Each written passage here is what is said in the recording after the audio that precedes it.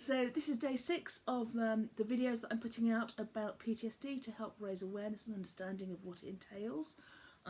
Today I'm looking at the avoidance element of PTSD, following on from yesterday when I talked about triggers and how they are reminders of the original trauma and how they can then trigger a flashback to that trauma or a really intense physiological response because it's linked the brain back to the trauma.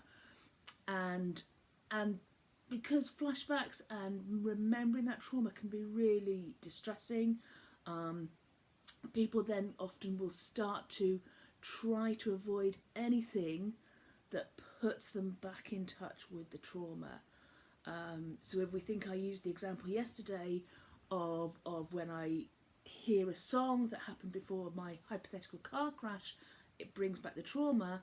The avoidance element is then avoiding that song, not putting the radio on, changing the channel, anything that I think might put me into contact with something that will then remind me of the trauma and bring about those flashbacks, I start to avoid. And they can be internal or external. So it might be I'm avoiding places, people, sights, sounds, smells.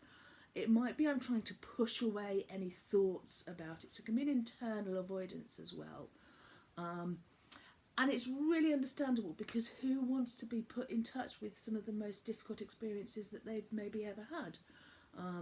Certainly not me. So it's really understandable why we might avoid it. The difficulty comes with that from the fact that then our brain isn't able to kind of almost update itself, and it keeps the trigger linked to the memory. So if I never play that song again, my brain doesn't get to learn that actually that song doesn't mean I'm in danger. So it never gets to update it. However, this does not mean that I'm saying go out and do everything that reminds you of that trauma, because that can be really overwhelming. I'm absolutely not saying that. Later on I'm going to talk about treatments for PTSD, and there is what's called an exposure element where you start to move towards those things, but it's done carefully and keeping someone within what's called their window of tolerance, which is something that I'll talk about again further down the line. So that's avoidance. It kind of is what it says in the tin. It's trying to avoid anything that brings back that memory, and it's really understandable because those memories are really difficult and really overwhelming.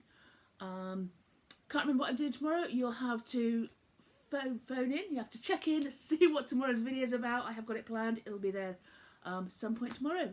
Okay, see you tomorrow.